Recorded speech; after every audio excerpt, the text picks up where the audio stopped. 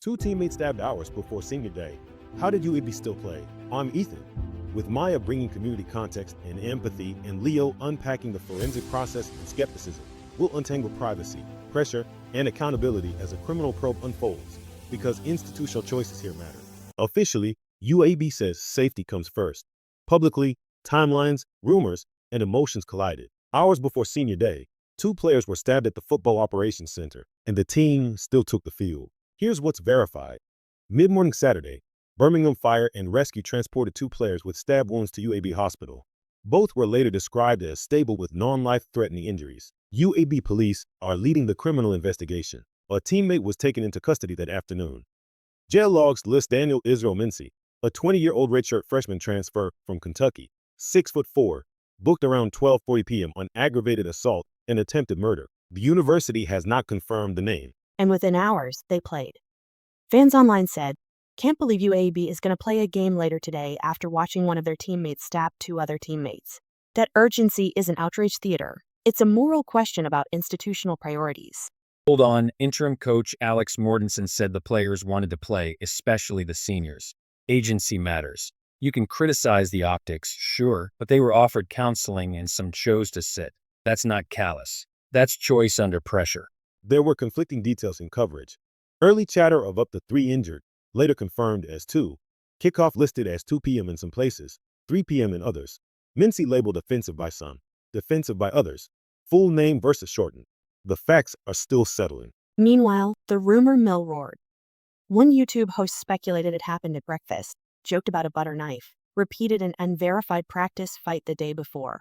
That's not reporting. That's conjecture that harms victims and the accused alike. Right, and he admitted not really sure, then kept going. That's the attention economy.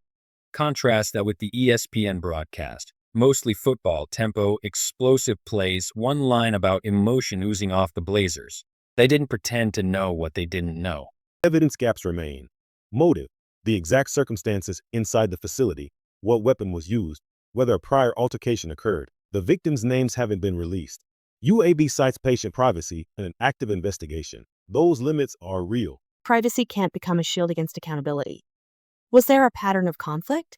Were red flags missed in a high-contact culture? When a 6'4", 20-year-old transfer lands on campus, are support systems and safeguards actually working?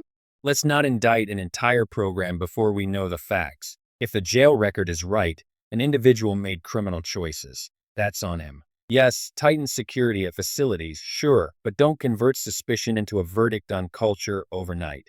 On the field, UAB lost to South Florida, 48-18. Mortensen kept stressing relief about the players' condition and said resources were available, with respect for anyone who didn't play. Several sat out.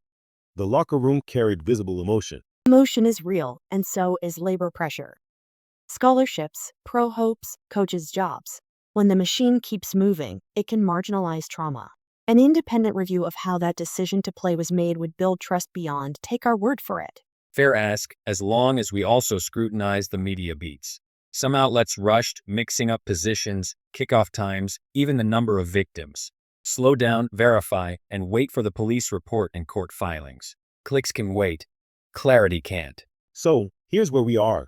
2 teammates injured but stable, a teammate in custody, a campus balancing privacy, safety, and transparency, and a community split between resilience and unease. As the investigation advances, we'll track filings and talk to people in the room. Next time, what security inside college facilities really looks like, and whether UAB's protocols match the playbook they preach. Stay with us.